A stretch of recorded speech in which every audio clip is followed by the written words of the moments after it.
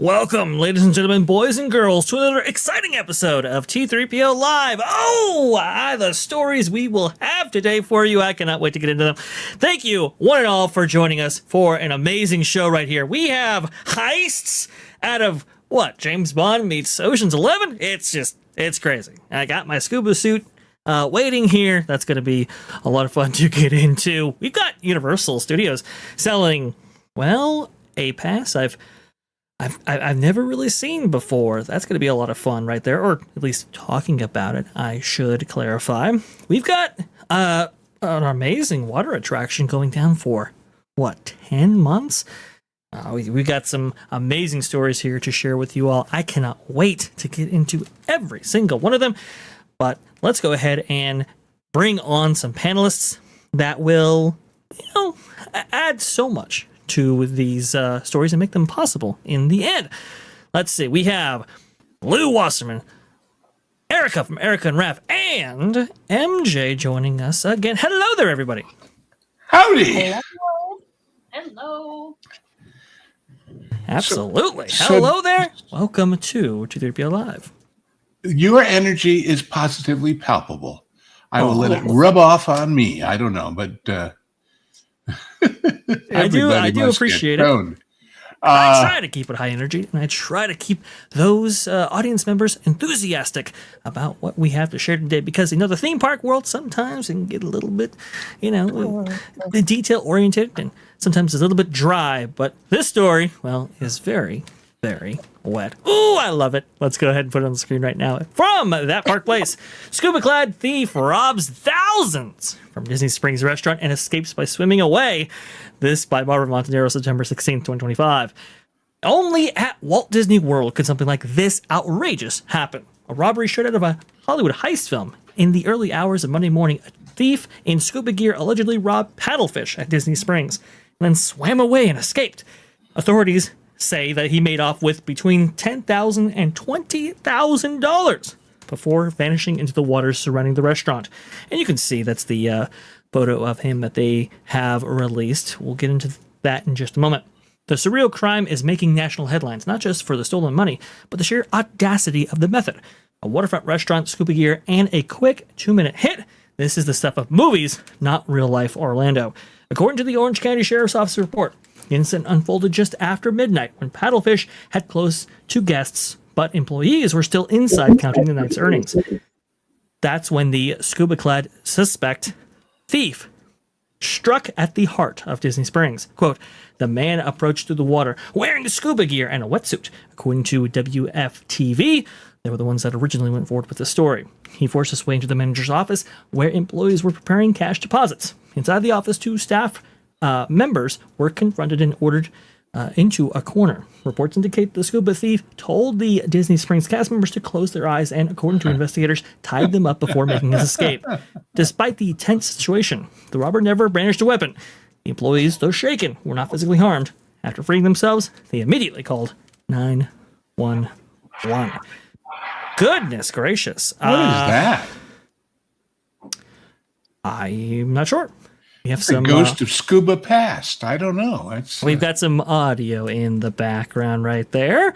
Investigators believe the man returned to the pond behind Paddlefish, slipped back into his scuba equipment, swam under cover of darkness. To illuminate everybody on the layout of this whole thing, you might not be previously aware that the former Empress Lily, I suppose, now Paddlefish, it's a restaurant that sits on the water's edge right there. And for a period of time, it was actually a real operating steamboat, and that it was permanently moored there in order to be a restaurant delighting the masses of Disney Springs. I'm trying to remember what it was called before it was Paddlefish. There was a different name, wasn't there? Way back when they first opened it. I know Levy Brothers ran it, but anyway. It's changed a lot over the years. This footage right here of scuba diving from Disney, actually out there at Disneyland, servicing the Finding Nemo submarine voyage. Go ahead. No, I was going to say those guys are not anywhere near Orlando if the Matterhorn is in the background. yes. But they're off the suspect list. I mean, I love it. It says he told them, now close your eyes. And they all just did. And he didn't have a weapon. Nobody thought to step forward and punch him.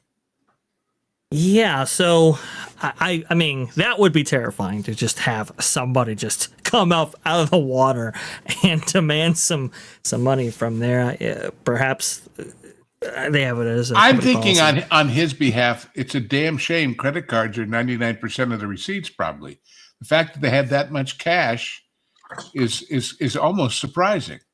Yeah, so people are highlighting the fact it's like, whoa, $10,000 to $20,000 in cash. What were you doing with that much cash on hand? It's like, what? Paddlefish is a fine dining restaurant.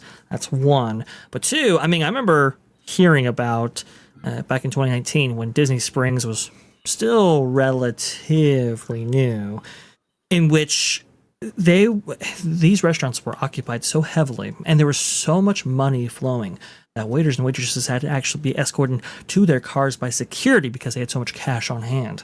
So it doesn't surprise me that. Yes. So it doesn't surprise me that they had 10 to 20,000. But all I'm saying is you would think most of the cash would be for use by the restaurant as change. Yes. For people who walked up and just bought a drink and put down a $20 bill, although with the prices there, you don't get much back from your $20 bill for your highball. But even so, that's a fair point. It's a fair point right here. Therefore, they wouldn't be making it for deposit, is what I'm saying. They would just be making it for use in the till on the following day. Right. But this is very obviously somebody who's either worked there or known somebody who worked there who knew these procedures. So, Right. And like you said, Lou, didn't brandish a weapon, which would have made it immediately in a federal investigation. I do believe, at least it would have escalated in the minds of investigators. When I think about, okay, didn't brandish a weapon, but they still complied, that tells me that must be a policy to not intervene if faced in that situation. And maybe he knew that and exploited that. Right. That photo that you see of him in his swim gear. He's just about to spray paint a surveillance camera. Many people noting, oh, okay, he knew where the cameras were in advance. So this was definitely a sophisticated operation, but also, too, one that I think he had advanced knowledge of. Yeah, that part isn't as insider as the knowing when the money was being put together is to me, because any guest walking around who knew what he was looking for could know where those cameras were, especially if you said, well, I'm going to come up at this point in the rail from the water. Where are the nearest cameras that cover me? So, well, it's all a little too theatrical for realities to me. And I know when I first saw it, the first thing I thought of was the opening of Goldfinger. You know, when James Bond comes up out of the water with a fake bird on his head and a scuba suit and peels it off and is wearing a white tuxedo and puts a red carnation in his lapel. There you go. But we do have maybe a suspect, though. This is just breaking right now. Here you go. Oh, wait. Oh, That's there you go. Right there. Goodness, I thought we really had something. I do apologize. I'll go ahead and I'll convene with the View lawyers there. Erica, have you ever heard anything like this? I mean, what is your initial reactions and impression of the story? I just want to know how it happened. I want to know the details. Did he have help? You know, was there, and maybe they're going to split the money? He's got to have been staying at one of the hotels on that lagoon. It's not like it's the ocean where you can get away. So who had a suspiciously dripping suitcase when they checked out the next day? Yeah, you had to think that he had a getaway vehicle somewhere. Saratoga Springs is like right there. I believe Old Key West Resort. Yeah, so yeah. Well, taxi can take you to a couple. I also think there might be the Riverside is a little further down. I mean, I think he would have probably been staying closest as possible to Springs, which is Saratoga. They need to run footage over there for sure. Yeah, and the other factor. Where the hell were the alligators? That's what I said. I was like, it could have been a Florida man story. The alligators were not up to their job that night, I tell you. Well, we don't know. Maybe on the return trip, that money's Florida man, it wasn't wait a minute. If he had bopped an alligator, would that suddenly make it a federal crime, I wonder? Oh, interesting. Even without crossing a state line, would it be endangering wildlife at risk there? Species or something? I don't know. Isn't the amount that he stole makes it a federal investigation? That's not enough. Yeah. Although the fact that they said between 10 and 20 sounds more like a legal classification than an actual head count, so. That's true. Somebody knows how much it was. Yeah, somebody definitely knows. I think this is just really, really something right here. I don't really know what to make of it. I just, it's definitely straight out of a movie for sure. It feels like a cast. Boy, talk about Disney stretching to create new IP. Coming this fall to the MCU, Paddlefish, the amazing super sleuth with the rubber skin. Oh man, but the restaurant did open later that day, and they were able to still operate, sure. Which is good. It wasn't closed off or anything like that. I'm sure maybe for some investigatory work, but not much. So I don't know. We have no suspects. The criminal is still at large. I would have to think that unless he left something behind or some trace, I think this guy legitimately got away. At least that I can see. I don't. Culture and I were speaking about it earlier today. I just don't know how you track somebody like this unless you look at employee records and you kind of interview and narrow the search from there. Because I'd have to think this guy was involved in some way with Paddlefish previously, but who knows? Very, very interesting. Knew when the count was and where the count was taking place.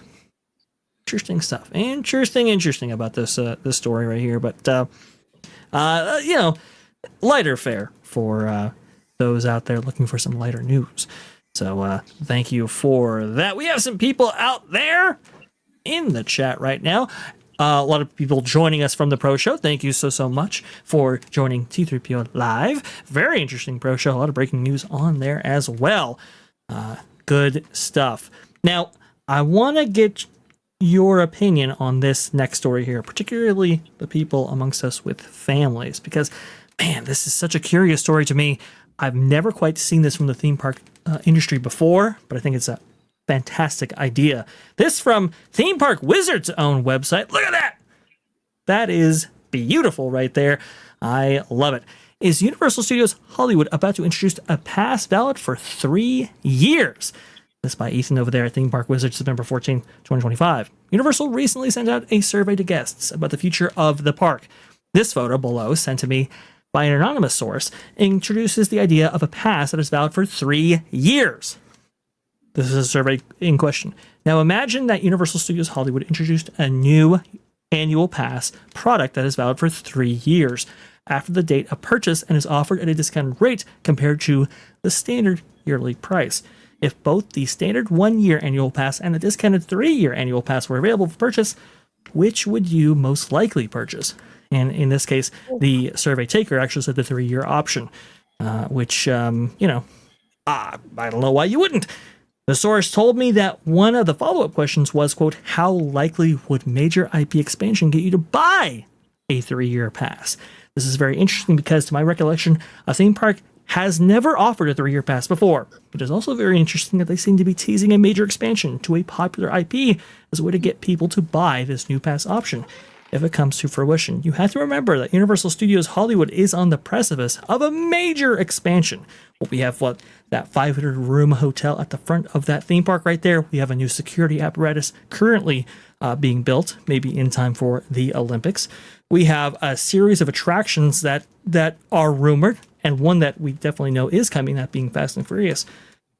Guys, your reaction to this particular story and the prospect of a 3-year pass, would that entice you to purchase one? I'm intrigued.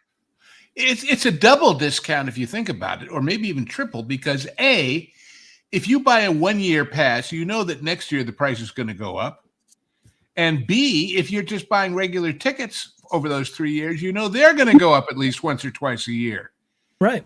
So it's got to be a hell of a deal if you live in the area, if you're likely to take advantage of it, and if there's enough there to make you come back for more that often. So, and it's a question of what the price is compared to just showing up on the day and buying a ticket.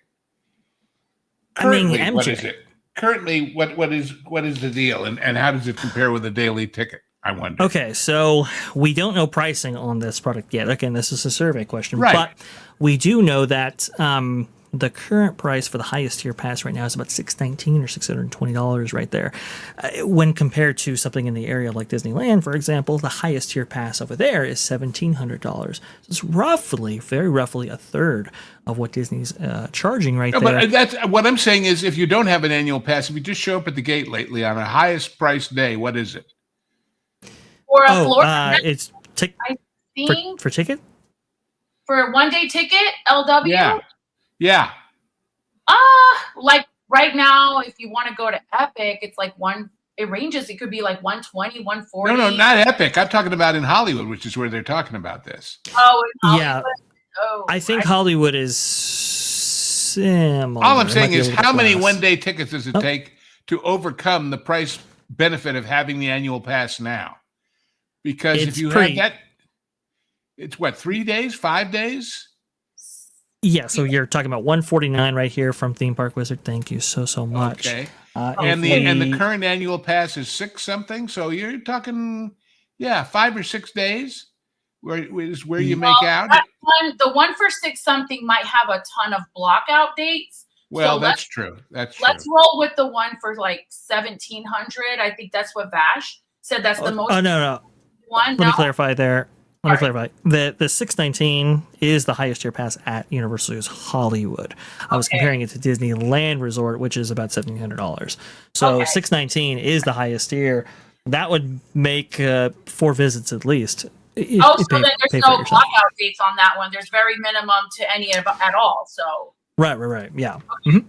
Because let us also suggest that when the new hotel opens, and they then have a lot more rooms, that they will do the same thing that Orlando does and give you the whatever their version of Fast Pass is for free if you're staying in one of those hotels. So that becomes a real benefit, even if you live there. Go spend the night in the room, have a staycation in town. Or if you live in Orange County or further out, Riverside, come in, stay at the high-end hotel. You already have your park ticket. Get your Fast Pass for free for staying in the hotel. It's a great deal, however you want to look at it. It's got to be. And we have the details of that 619 pass right there from Theme Park Wizard. Thank you so much for providing that. 619 has no blockout dates, free parking, express pass after 3, and a free HHN ticket. Oh, wow. Quite the value for sure. That's very enticing. Wow. That's a really good. Yeah. And I wonder, MJ, I mean, this park we know is going to go under the knife in a pretty big way. We might see, walls pop up. We might see attractions actually go down. I know Springfield, for example, they're losing that license to The Simpsons.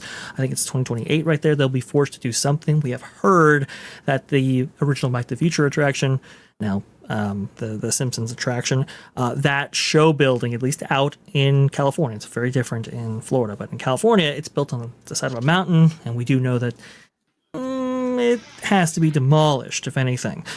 There will be walls, there will be construction, there will be things that maybe would inhibit somebody to go. And so this might be an actual way to offset that, I do believe. It guarantees a floor revenue stream for those 3 years. Exactly. Correct. I think that's what they're saying right there. I'm going to go to MJ first and then to you, Erica, about this. Would you be enticed to buy into a theme park for 3 years if you happen to live by one, like Lou said, and you're I mean, you might be going anyway? Would 3 years do it for you? Oh, absolutely. Like LW, I agree with him 100%. He made some really good pointers. So if I'm a local and I'm into staycations and theme parks are my thing, totally doing it. It's just like the Orlando lifestyle we have over here in Florida on the East Coast. So I agree. I would totally invest in that. And I'm sure they have, I would wonder and hope if they have a payment plan scheduled like the ones we have over here. So yes, that would, I do believe they do. Yeah, because I mean, if you think about it, it's going to be, you're going to save a ton of money, but you want to get a payment plan and for the whole family, I mean, that's great. I think it's a wonderful thing. And like LW said, I agree with him so much on the fact they want to have that rolling revenue, just like, we got this money coming, it's set, it's right there. Whether they show up or not, we already have their money. So, yeah. Well, it's like, I mean, I used to live generally in the Sylmar and north end of the valley area. Okay, MJ. And if I just, for my family, knew I was 4 or 6 times a year going to say, let's go see the holiday version of the projections on Hogwarts and have a bite to eat, and know that walking in the door was part of the deal. Well, that's a hell of a deal. That's a hell of a deal. Agreed. Yeah. On a monthly basis, you're only paying about $47 if, in fact, they go with a $1,700 price point, which I think they might be inclined to do. If it's cheaper than that, well, then there you go. So I do think you're right, Lou. I want to bring you in here, Erica, and just ask. I know you have some regional theme parks in the area surrounding where you live right now. Would you be enticed to opt into one of those regional theme parks for 3 years if given the option? I mean, yeah, if I attended that regularly. Now, what they're offering, is this just going to be for in-state residents only? They haven't given any details on that. I would assume they would open it up to everybody, but it might. There's a good possibility it might be just for in-state residents. Not sure. I mean, if it's for everybody, I'm just sitting here breaking down in my head. It's kind of a genius business model because you're prepaying for all the expansions to come and you're locked in at that price versus waiting, year after year, price increases. So that's never been done. That's actually, it's very enticing when you look at it that way. And there's one more factor in this. If you're a local and you're going to go up there anyway, please. Lots of people go to City Walk to have dinner or go to a movie and never walk in the park. Yeah. So the point is, it's different. Even granted, Disney Springs is sort of adjacent. It's different than at Disney in Orlando, or even Disney, really, the way things are churning, and they're never building portos, but they're promising a lot. I don't know anybody, even in Orange County, who would go through the hassle just to go to have dinner at one of the restaurants at outside of Disney there, downtown Disney. But at Universal, you've got a huge assortment. So like I say, if you live there, you've got this pass, and you say, hey, we were going to go to X restaurant up there anyway, or we were going to go on a weekend to a late matinee of a movie at the Universal Cinema there. What the heck? We might as well go in the park and look around and look at the lights and have an evening. It's free, quote unquote, in your head. Right, and additional commentary was provided by Ethan in his article right here, and I just want to go through that just a little bit more in depth, because apparently the follow-up question to this, like you mentioned in the article, was if there was a major IP expansion coming, would that get you to maybe buy into a 3-day pass? The scenario that I think is playing out here is, okay, maybe we announce a new expansion coming in 2029, for instance. And if you buy right now, you're going to be good for when that expansion actually opens. Now, perhaps that expansion involves, maybe rerouting of the tram, maybe some construction walls, maybe some things that might dissuade guests from buying into maybe a year. In this case, it's like, hey, we're giving you something on the other side. We just got to get there. That might be the case too. And if in under that circumstance, would you still buy in? Well, that's more of a reason to buy in, because if you're at all savvy about how these things work, savvy enough to be considering an annual pass or already own one, you know that when whatever that new thing is opens, all the prices are going to go up anyway, because they always do when something major new opens. So yeah, like I said, that's why I'm saying it's a multiple discount. It's not just 3 years for less than the price of 3 1 years. I mean, it's also 3 years versus the price expansion that'll happen naturally over those 3 years. Erica? That's crazy. That's going to set quite the precedence in the theme park industry in terms of. I think so. I think it beats Disney on a lot of. I know I can only speak to Florida because that's where I'm from. So you'll have 3 theme parks? Will it include Volcano Bay also? So you'll have all 4, access to all 4. Well, this is going to be Hollywood, so it's only the one theme park for right now. But again, I could see it if it really works out for Universal Studios Hollywood. I could see them expanding this program to include Universal Orlando Resort as well, because we know that Orlando Resort is, that's got an incredibly bright future.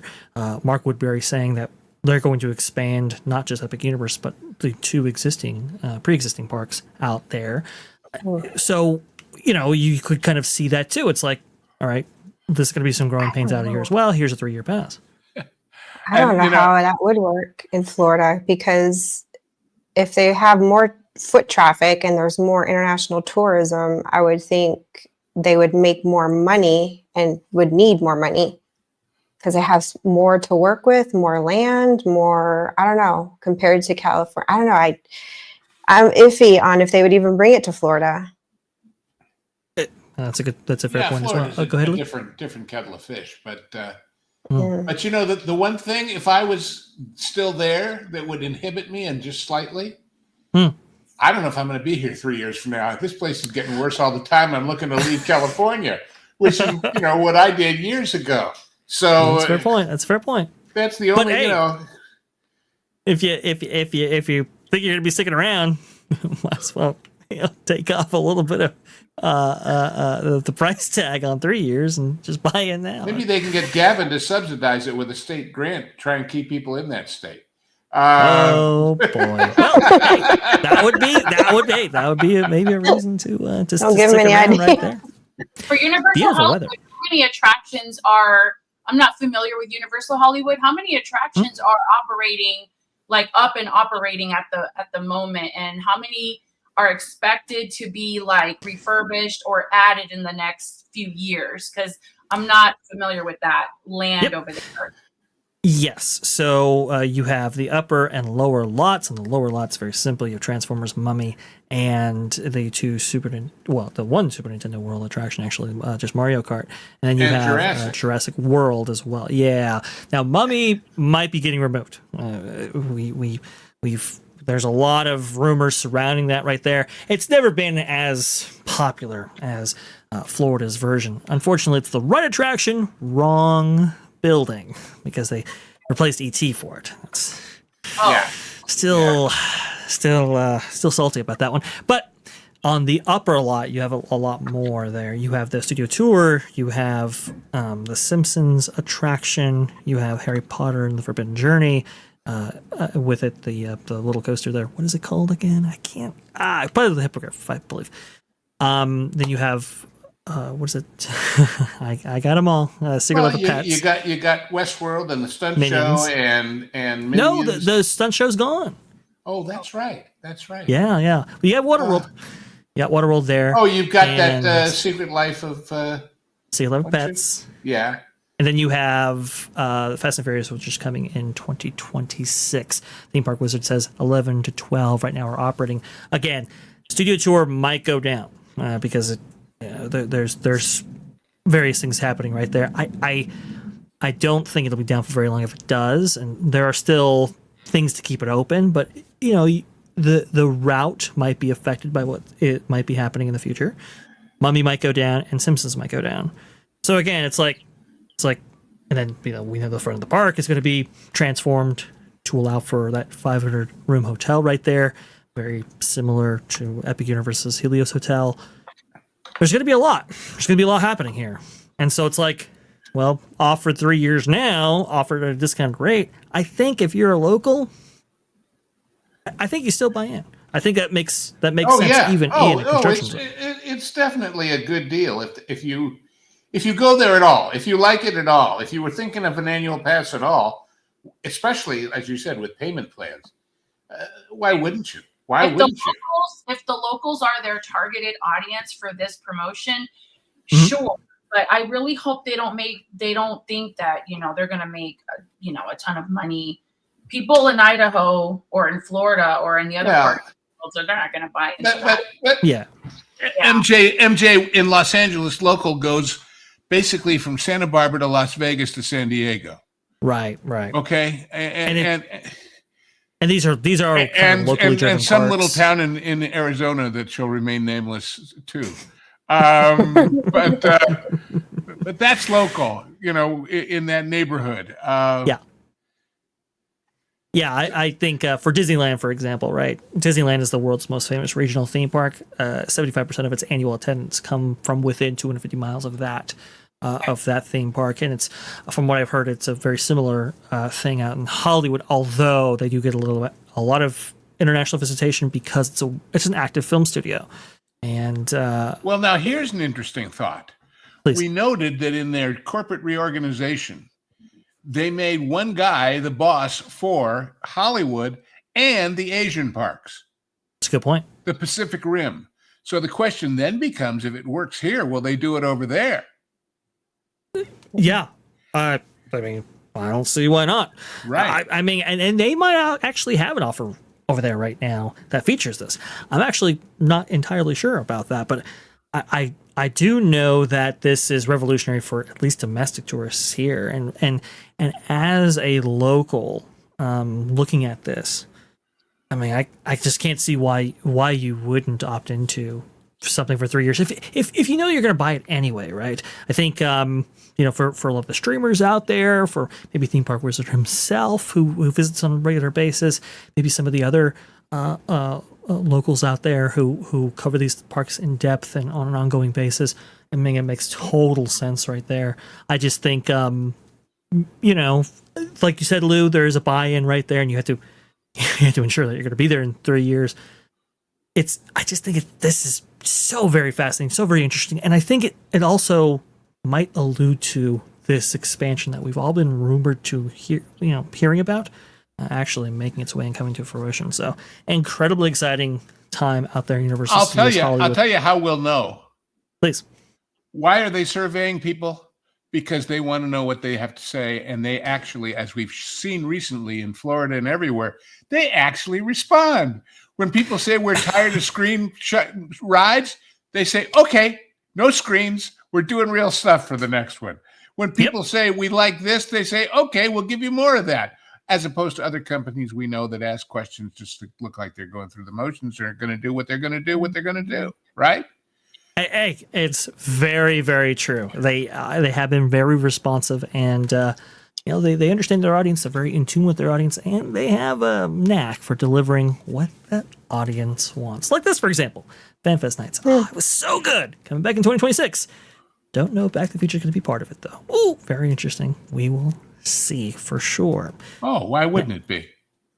Well, I've heard they might have an alternative experience to that. It might involve the European village out there with the Universal monsters, but I can't say any more about it. Yeah, can't say.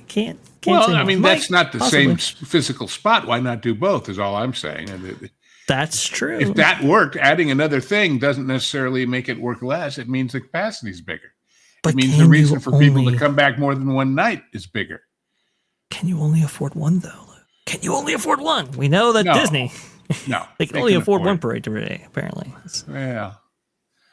Well, that was when you talked about that locals deals being so cheap for Disney for Florida. Mm-hmm. I'm thinking when they open, I was watching on the previous show where they're opening it up in Thanksgiving and everything else for a deal. If it's locals, if you're local and you have 5 passes, but your friends are coming in for Thanksgiving from out of town, they got to pay full boat or can't get in because it's blocked. I mean, there's all kinds of problems with that don't exist in Hollywood. That's all. That's true.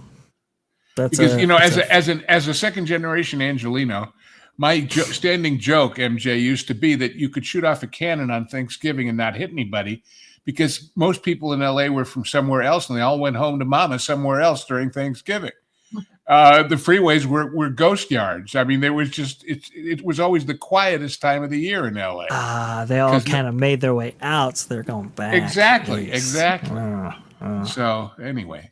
Very interesting stuff. Well, we'll keep everybody. I mean, look, if that product goes live, trust me, we'll cover it fully in depth, and we'll break down the maths, and I can't wait to do that. So hopefully it comes to fruition, but we'll see. Now, this one I am very excited about because, I mean, look, I have gone to Islands of Adventure in recent years, and I wasn't super thrilled with this version of the attraction as much as I thought I would be. And maybe it's time for a change, and perhaps Universal has pulled that trigger. What am I talking about? I am talking about Theme Park Wizards update right here for the for the refurbishment calendar for 2025-2026. You can see right here, Universal's Islands of Adventure, Deadly Do Rights Ripsaw Falls, October 6th to the 31st of 2025. Not too bad. Harry Potter and the Forbidden Journey, November 10th through the 20th. Okay. 10 days, big deal. Hogwarts Express, September 15th through the 19th, 2025, 4 days. But it's this last one that has everybody going, what is going on with Jurassic Park River Adventure? Because as you can see, it's going to be down from January 5th, 2026 through November 19th, 2026. Basically, the entire year. And that's got a lot of people speculating, well, okay, what happened to California's version of Jurassic Park River Adventure? Oh, right, yeah, that's right. It was converted to Jurassic World, the ride. And people are saying, is this going to happen here in Islands of Adventure at Universal Studios Orlando Resort? Well, Alicia Stella has chimed in as, well, she must. For everyone about to ask, I already gave my opinion in my last update. You can see a screenshot right here. I do not believe River Adventure will be rethemed to Jurassic World if this rumored refurb is actually going to happen. But I can see a major overhaul to the appearance of the dinosaurs, even if it is keeping the Jurassic Park theme. Now, here's my take on this.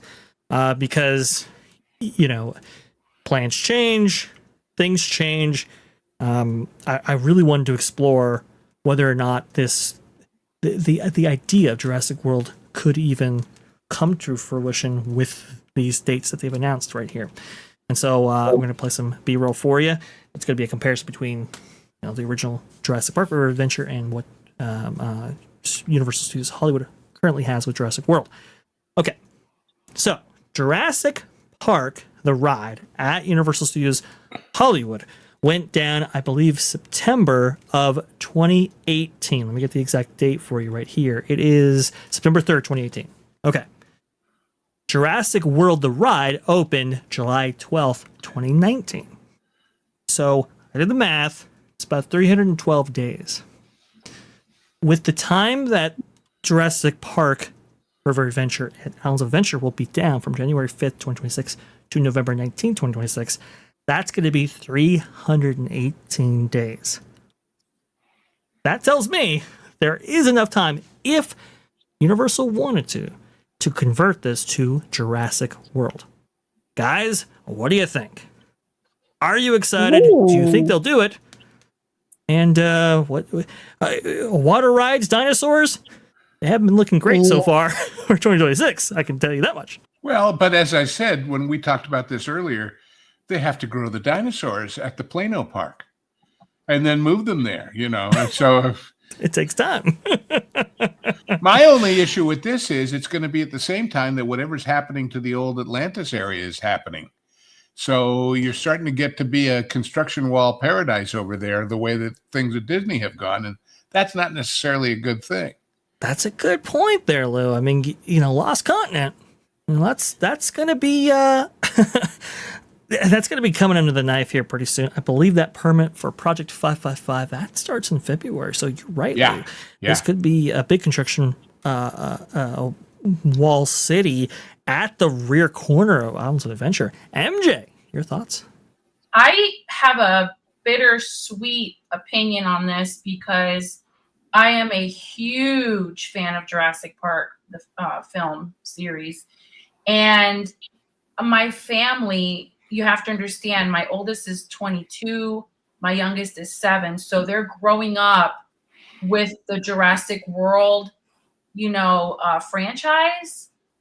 I don't know. For my kids, they'll love it. They will absolutely adore it. For me, they're taking something away from my childhood again, because that's what these theme parks love to do. That is very true. Look, I love Jurassic Park. I love it to death. I mean, I was a kid when that opened out there at Universal Studios Hollywood, the first iteration. This was before the Islands of Adventure iteration opened in 1999. 6 years old, 1996. It was a big deal for me to experience this, and I did love it. That being said, though, when I went on Jurassic Park River Adventure at Islands of Adventure, which I was very much looking forward to because I do love the original very much, it was in rough shape, and it was a hollowed version of the attraction that I experienced 30 plus, they're almost 30 years prior. So as heartbreaking as it is to know that there might not be a version of this attraction out there, I think Universal Osaka or one of the other Universal parks might have River Adventure, its original version. To not have that in the States is not great. But I also understand that, well, rather than overhaul it to the extent that it really needs to be and have it just remain Jurassic Park, I also understand it from a corporate standpoint where it's like, we need to make this more relevant as well. And we really need to bring it up to Jurassic World. So I kind of get both arguments right here. Erica, nostalgia for Jurassic Park at all? Yeah, but I don't mind like the Jurassic World either. To me, it's all Jurassic Park. I agree with you there. It's all dinosaurs and chasing some corrupt thing in the dinosaur science world, and then we killed the biggest baddest, and okay, on to the next sequel or whatever. There's another thing that comes to mind, Vash. Please. As you've noted, and as other people have noted, this ride is in bad shape. Yeah, as it currently stands. It's really ragged. Now, let us consider in a strange, weird way, comparing to Tiana. How when they got into it, they found that the building itself was rotting away inside because of humidity, because of neglect, whatever you want to call it. It could be that when they were surveying this to see what to do about fixing it up, because they're conscientious about that, even if it takes them a long time, they said, for more or less the same cost it would take us to change it back to the way it was, we could make it new. Right. And advertise something new, because there's some structural issues we have to address, not just cosmetic ones. Unlike, let's fix the cultural issues on the Jungle Boat ride, but let's not fix the fact that it's falling down, that kind of stuff. Right. That's a good point. We don't know what they found when they started seriously considering the reno. And if they didn't cost it out and say, for the price of an extra $20 million or whatever it was, we could actually have a whole new attraction to promote. And why wouldn't we? And to me, it makes perfect sense. It's like, you know what? If we're going to reno this anyway, and this already has some problems, and we're already into this far in, we're not going to get rid of this water ride. We need a water ride for because when we look at how bad it looks now on the surface, what's under the hood? It's got to be at least that bad. So you won't know until you open it up. Now, I've got two questions for you. One is, do you upgrade this to a version very similar to what's out there in Universal Studios Hollywood, where it's the kind of the Chris Pratt, Bryce Dallas Howard version of Jurassic World, or do you go ScarJo? No, they need to do Chris Pratt version. Please do not do the other stuff, for heaven's sake. Anyone, all of the people that work at Universal, please do not give us anything that has been out lately on this ride. Chris Pratt, Careful. You're basically saying to them, whatever you do, don't throw me in that ScarJo patch. Well, okay, so Velocicoaster's right next door. It's very, you would want some synergy, I think, both between the two attractions. So I would think that you would go with the Chris Pratt option. And I do believe there's a line in the Velocicoaster that says something like, the dinosaur that's the main feature of this. I can't remember the name right now, but Blue. Yeah, like it's something like Blue got out or something, and it's heading towards the river adventure or something like that. Like Velocicoaster makes reference to not Jurassic Park necessarily, but to the Jurassic World version of this ride. So I could see that. But here's the other thing. This is, I guess it's a bit from Lost Continent. But is there a chance they update this to an entirely different IP? Oh, that would be weird. You mean whatever movie's still out there in the future they're planning now? Or if it's going to take a year anyway, it might as well open with a new movie opening at the same time and themed to that. Possibly. Or an IP that just hasn't been explored yet in Universal Parks. Possible? No. I don't know. I mean, all this infrastructure is already there unless they really want to spend all the extra money. Right. If the recent movies utterly flopped and said to them, people aren't interested in dinosaurs anymore. Yeah, but no, there's no reason to change the general IP of it's dinosaurs. It's got the word Jurassic in it somewhere. And, that didn't change it. But here's a thought. Please. You walk in. I forget. Okay, the last Jurassic Park movie I saw was World Dominion. But there was one before that. I forget the name of that one. So I know Jurassic World history is not that great. So there was Jurassic World, and then there was a second one after that, and then there was, I think it was Dominion. I think they had 4 with Chris Pratt, right? And then they had 3. 3. It was 3. And then the 4th one now is with these other people. I don't even. Okay, so I know Fallen it was Kingdom one of and then Dominion. That's it. Fallen Kingdom, then Dominion. Okay, so I think it was Fallen Kingdom where there was a section where they ended up at the old park, and they kind of, in a way, paid homage to the first movie. Mhm. And I thought that was really cool. So what if they somehow kind of did that with the attraction, where you're bringing in elements from the first movie? The old rundown park, it's not there, technically not there anymore. So we turned it into Jurassic World, which is what I gathered in the whole grand scheme of the storyline. I think it'd be cool if they did that, because then you're bringing in the elements of the first movie with the first park, but then you have this, but we're Jurassic World now. Mhm. I don't know how they could kind of thread it where it would. I just thought it was neat how they did it in the movie, and it would just kind of be cool reflected on the attraction. Wait. I have it. The next movie. The original Jurassic Park has become so run down. They moved out all the dinosaurs. They cleared it out, and they sold it to some cheap carny operator named Chester or Hester or somebody. The theme is cheap flat rides, but something goes wrong because a couple of the dinosaurs didn't get flushed out, and they take over. Then it's dinosaurs versus clowns. There you go. Well, yeah, he's referring to the Animal Kingdom land there. That's super funny, Lou. Look, there is a lot of potential for something like this, and even though there is already a template out there in Universal Studios Hollywood, it doesn't necessarily mean, to Erica's point, that they will follow that template precisely, right? Yeah. So I think if you're kind of looking to future-proof this, and maybe you're looking to make another ScarJo movie, maybe you go in that direction. Maybe you I don't know, intermingle the world, so to speak, and you incorporate more Jurassic Park elements.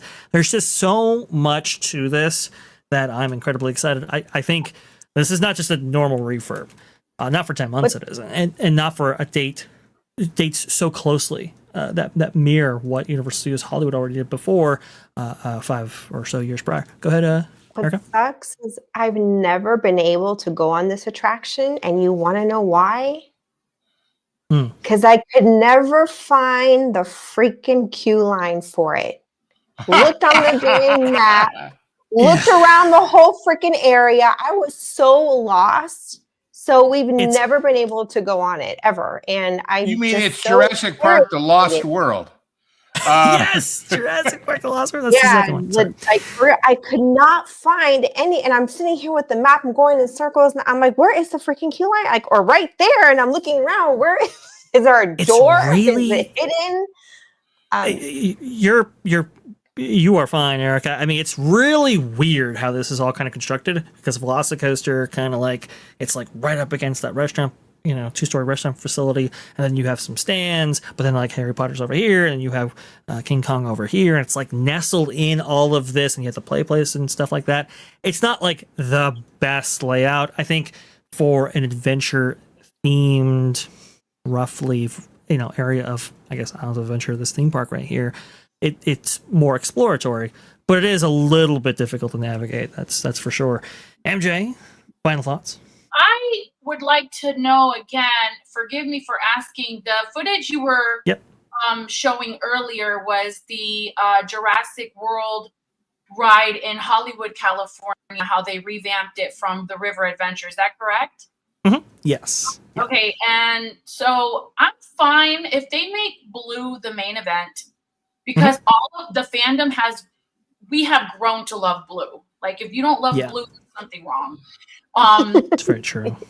I agree with that. Me and you and a dino named Blue. Da, da, da, da. Remember that song? Anyway. Make her the main event, and if the footage you were showing is gonna be perhaps what they're gonna do over here, I'm all for it, and I'm excited about it, and I can't wait to go on there with my family. The finale scene is magical. Actually, Universal High over there on X featured a recent post, actually, highlighting what this actually looks like with the lights on. Now, with thematic lighting, this looks totally different, but you can just see the quality that they did imbue in this final scene right here. It's actually much higher than Jurassic Park, at least the original. And the Indominus Rex, that's the one.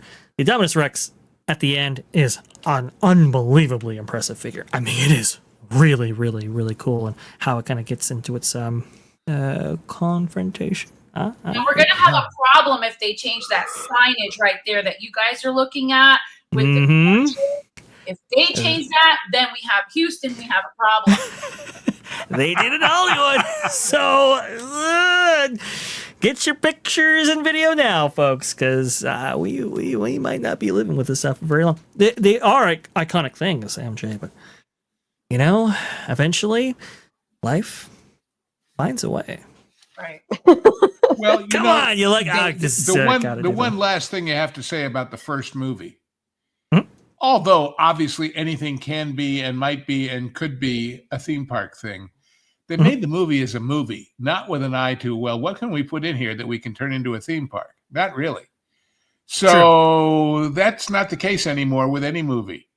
All of these spin-off IPs are saying, yeah, but what do we do for the theme park? So it changes the movie making process when all of that is a major consideration. So.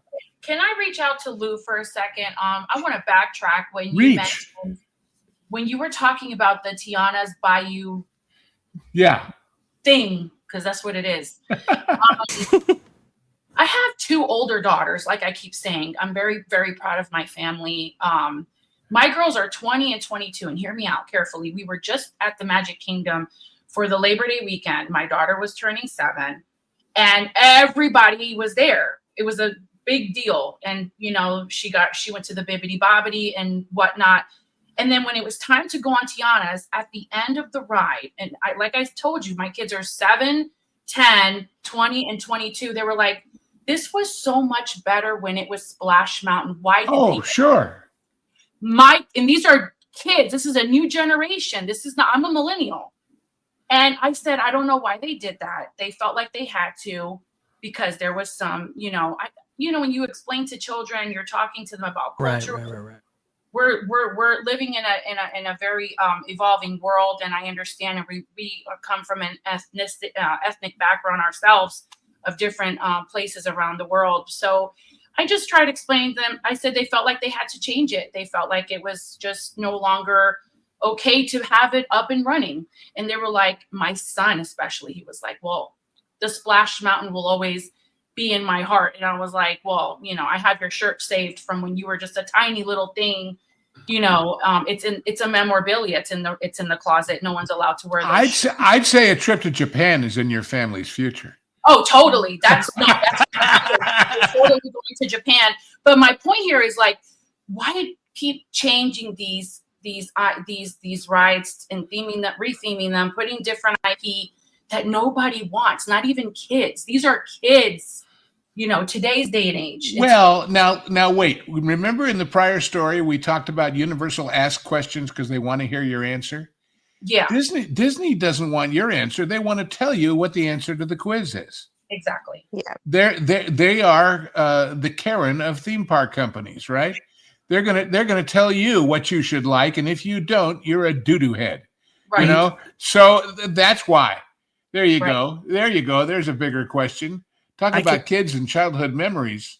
But the tough thing, MJ, about that whole thing, because covered Tiana's Bayou extensively. Okay, I kept up with that project very, very closely, and everything. But what I was referring to, MJ, was when, especially in Florida, when they got into it, they found the whole damn building was ready to fall down because it had been so neglected in the humid climate there.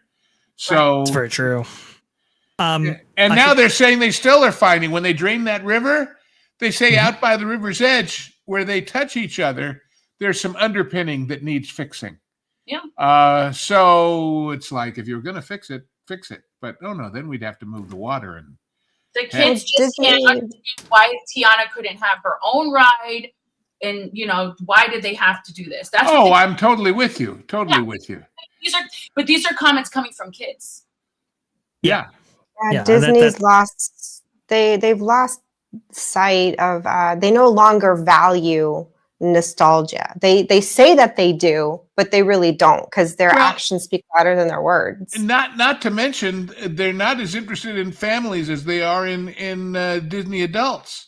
That's why I made the little joke about they got to grow the dinosaurs in Plano, because I mean, that whole project in Plano, which is, boy, is it going fast. My brother lives very near to there. And that's all about building an audience for Orlando and for LA. That's all about get them when they're young, get them interested in the IP. And then when they get old enough, you say, well, you want to see the bigger version? It's a multi-generational outreach. And Disney doesn't do that anymore. And it's serving a community that it may not have that many regional theme park options, especially for kids and like the Legoland type variety. So it's a great master play, I think, on multiple levels. Well, but and one of the things you learn when you move to rural America, sort of, is how much the bigger cities, because they have the big box stores, because they have, when we built malls in California, they didn't have hotels. But out there in the hustings, they do. Why? Because the people who live out in tiny rural communities who come in to shop for the weekend need somewhere to stay. It becomes a magnet for a much broader geographic area than you might think. In other words, to think of Plano as just attracting people from Dallas, Fort Worth is not to understand how the problem works. It's going to draw people from all over that part of Texas and Oklahoma. The way that Dollywood does, the way that Springfield Branson does. So it's, you understand that or you ignore it. Right. And say, well, we know, we're going to tell you what you like. You will like dancing okra, and you will like,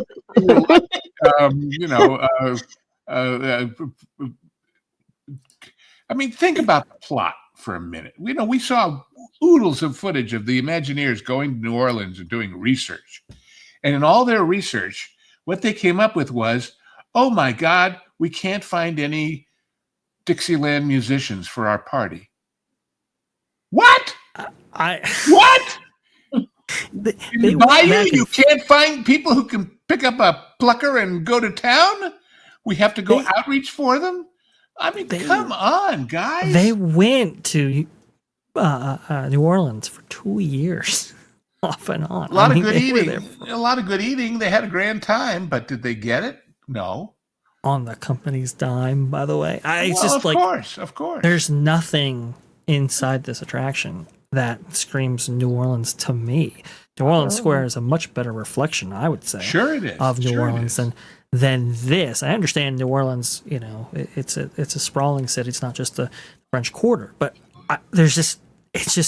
it doesn't mandate 2 years, or at least speak to the 2 years that they actually spent. Well, speaking as someone who went to New Orleans Square at Disneyland long before I ever went to the real place, my first impression when I finally went to the real New Orleans, as charming as it is, was, God, it smells bad here. God, there's a lot of drunks walking down the street here. God, there's a lot of crime and iffiness here. I didn't think New Orleans was like this. I saw it at Disneyland where it wasn't. So that's a fair point. Life imitates art and vice versa, and all of those comparisons. But I think Theme Park Wizard is totally true on this. I think it was a waste of money. You could have spent your time at New Orleans Square at Disneyland. I think, but we got a much better impression of what worked in a theme park setting and what people actually wanted to see when they actually board an attraction like this. It's tough, MJ. It's tough. I still miss the Splash Mountain myself. I know Channel Play Adventure was down 2 days unexpectedly, actually at Disneyland over the weekend, which was very unusual. For weekends, you typically want all of the capacity that you can possibly get because you're charging so much for that day, and it was 80 degrees or so. It was a day that I think people would like to be refreshed while on Channel Play Adventure, and it was just down inexplicably for 2 days. I'm not sure what even happened there. So this has had a litany of problems attached to it. I don't think. I don't think the audience has resonated with it in the same way that they did with Splash Mountain. I don't think the songs are as earworms or as iconic or famous as the Splash Mountain songs and so forth. Go ahead, MJ. Please. I hope that the river adventure here in Orlando does not pull a Tiana's on us. I don't. The point. Yeah, I have all the faith in Universal. Yeah, you have to listen. Universal. I'll give you another example. I was Please. watching a British guy doing coverage about the Universal Park in UK, and of course, at the beginning, all we had was that one piece of great, artist conception artwork, and he said friends of his in England said, "Oh, but it's not really going to look like that. Nothing ever looks like the concept art." He said, no. You're thinking of the wrong company now, because he showed him the concept art for Epic and the reality. And oh my God, it looks just like the concept art. Just like it. Versus, I mean, this was a shocking concept. Not a concept art, but a shocking idea that they would actually build what they said they were going to build. Right. So Tiana's Bay Adventure is the famous example of where they didn't do that, to your point. right.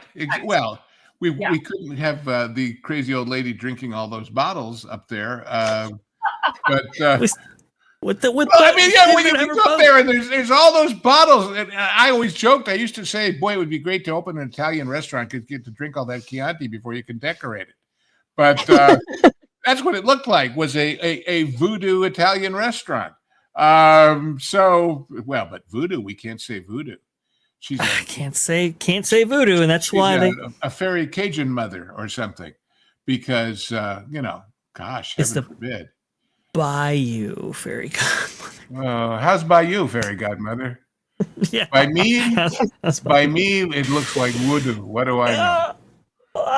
You didn't even feature the best thing from that friggin' movie, which was Dr. Facet. I can go on a rant. That would go for a very long time. We both have. And so, Indeed. We're beating a dead Facilier.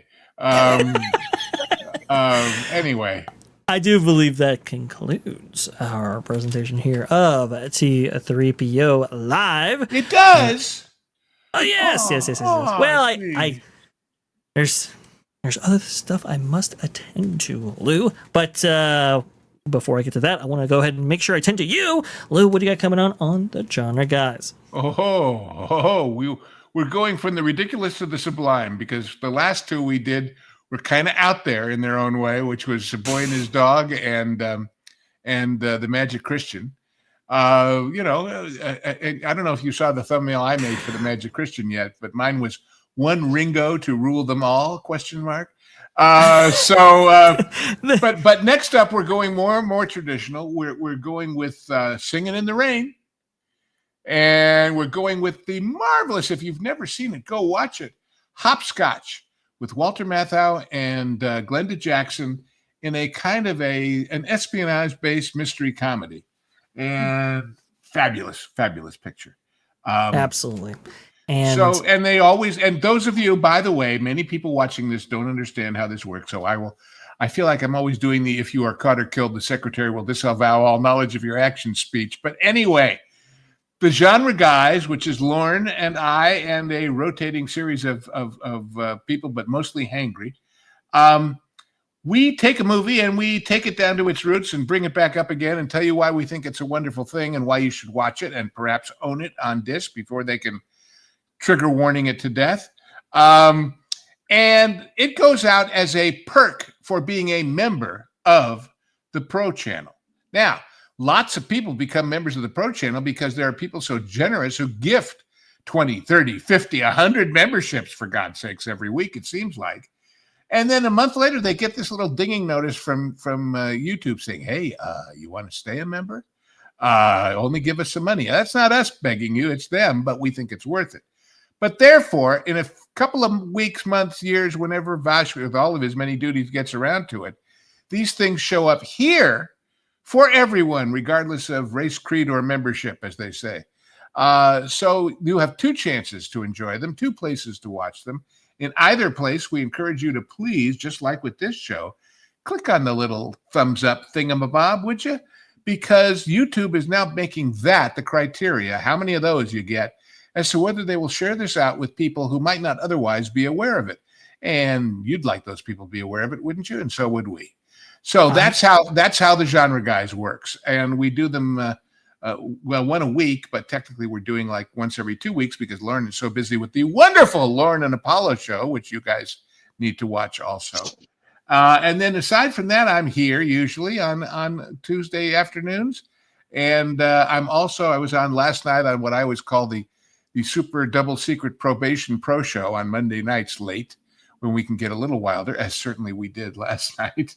And then as the heart may prompt, I show up. And also, of course, I write for the website, thatparkplace.com, where if you are following current events, you will find my editorial that's up there now called The Bubble People, quite instructive as to what's going on in the world with all of its horrors, the things we'd like to go escape from at theme parks, we hope.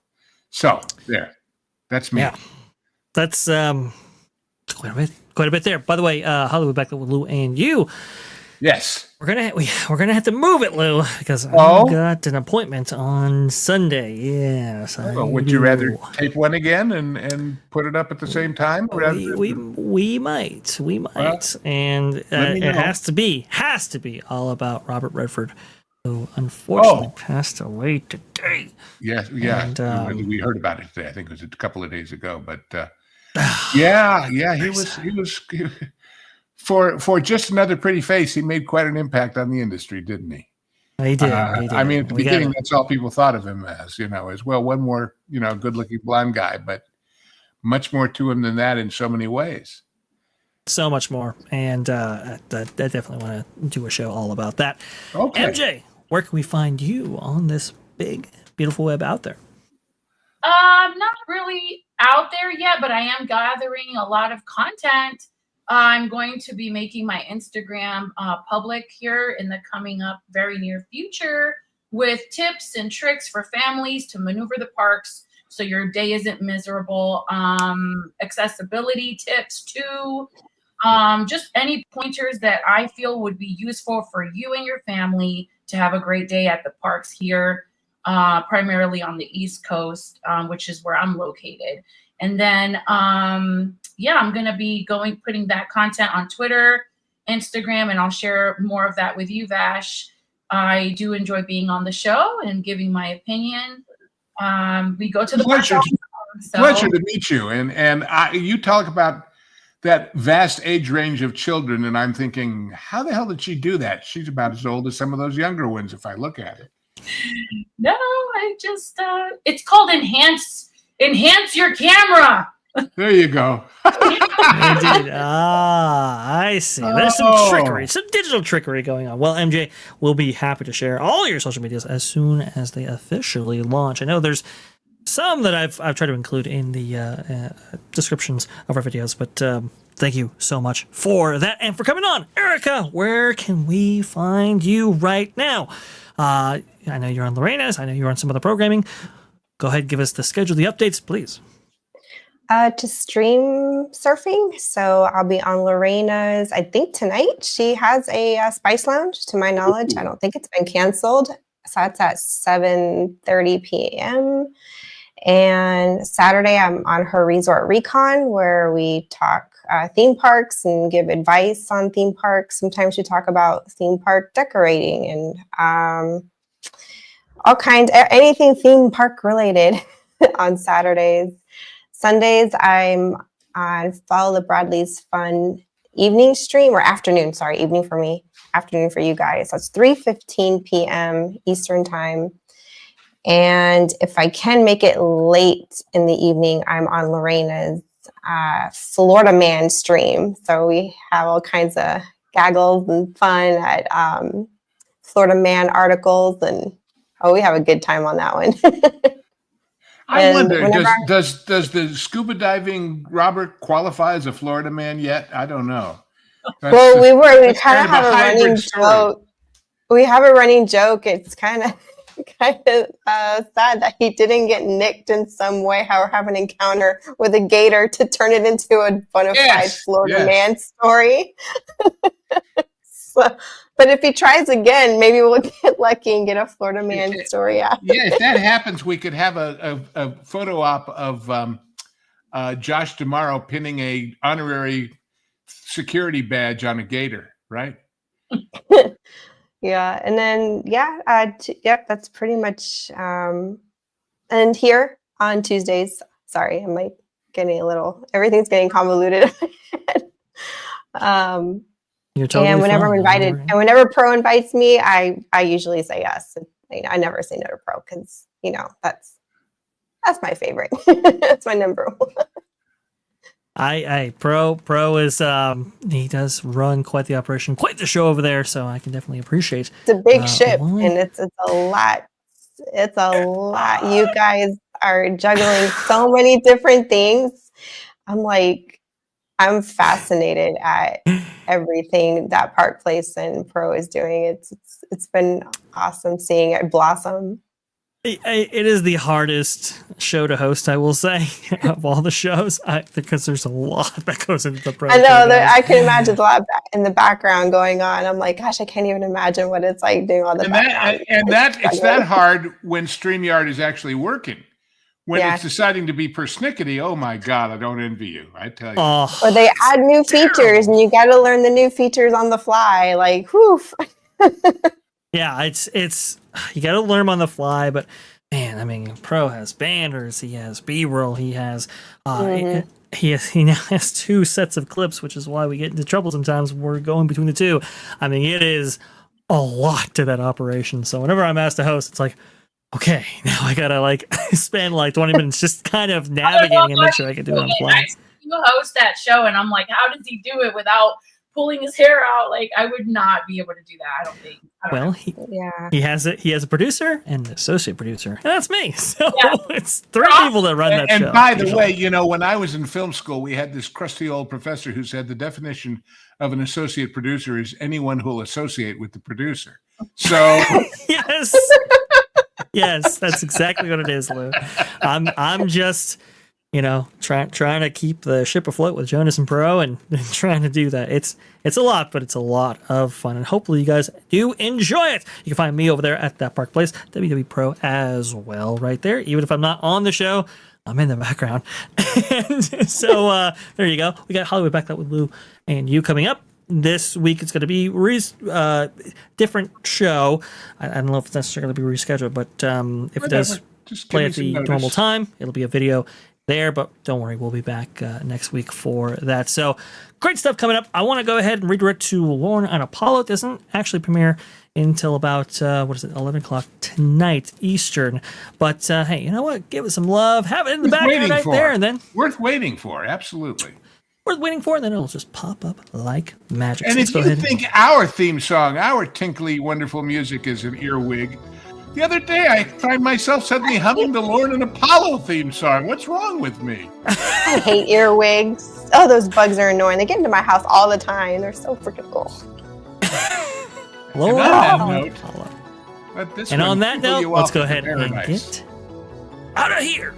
Thank you so much, guys. Thank you, and, well, we will see you next week on T3PO Live. Take care.